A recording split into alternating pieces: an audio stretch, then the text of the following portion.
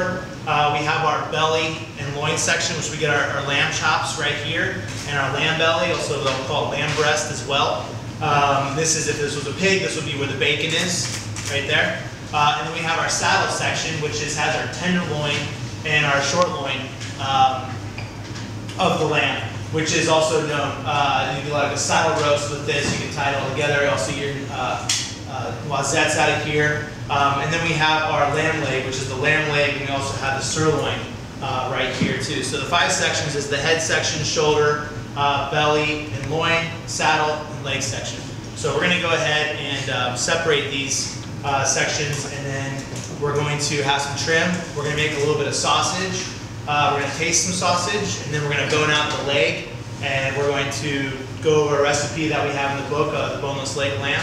And we have some in the oven here that we'll try as well. And then if we have a little more time, we're going to have a little sausage party, because I brought some extra sausages as well. I think sausage party is always fun for everyone.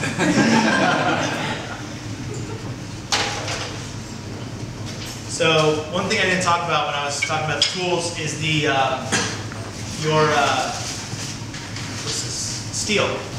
This is a diamond steel that I like to use. There's also the more classical circular steels that work as well. This is kind of the same thing whenever you're using a steel, be it diamond steel or the other kind of steel. Just make sure you're consistent with your degree, same as you are on your stone. And this isn't for sharpening your knife. This is for just kind of adding, honing the edge a little bit. So you just really want to use this a couple times. There's the method of coming in like this. You can sharpen like that. I just kind of make an X and just pull out. This is the way I do it. It seems pretty simple for me. Just making an X. You can see, I have it one in the front here.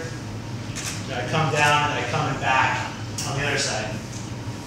So it seems a little safer too, pulling out. How often do you use the steel versus like the actual sharpening stone? Just whenever I feel my knife is starting to get a little dull. I sharpen my knife before every time I use them, which is probably one reason why I go through knives a lot, because we're really kind of grinding them.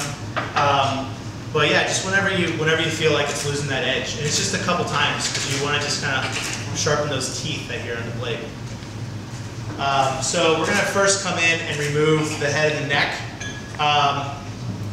So kind of think of, the knife is for flesh and skin.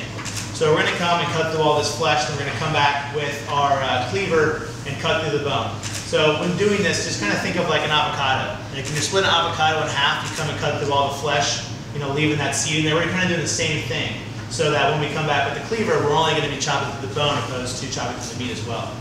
I'm going to hold my knife like this. I used to always, in restaurants, I would just hold my knife kind of like that, like I was doing fish or something. But starting doing bigger animals like large pigs and beef, it's really physical.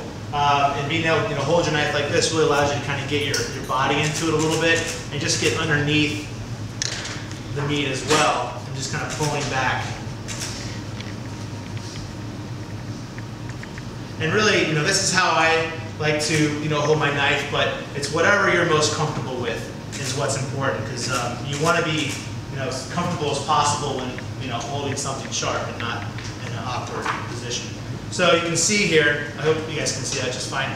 I cut through all the flesh, and we're going to come in with our cleaver,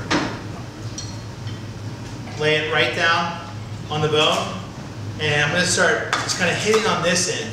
I want this end hit for a couple reasons. One, because it's not over the meat, so I don't hit the meat and damage the meat. And two, I'm absorbing the impact with my hand here, so the actual impact part and all the pressure is going to come right in the center.